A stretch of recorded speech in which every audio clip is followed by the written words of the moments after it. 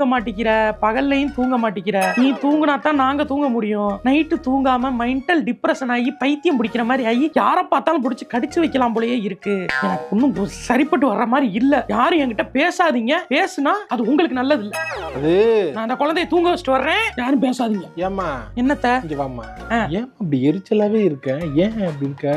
குழந்தை தூங்குனா இனிமையான குரல்ல ஆராரோ அப்படி பாடணும். நீ ஆராரோ அப்படின்னா குழந்தை முடிச்சுட்டு தானே இருக்கும். தூங்காதல்ல. நைட்டு தூங்குனீங்களா? தூங்கினே. எத்தனை மணிக்கு தூங்குனீங்க? 10 மணிக்கு தூங்குனேன். எப்ப எந்திரிச்சீங்க? காலைல 6 மணிக்கு. நல்லா 7-8 மணி நேரம் தூக்கம். நான் எத்தனை மணி நேரம் தூங்கிருக்கேன் தெரியுமா? 20 மினிட்ஸ்.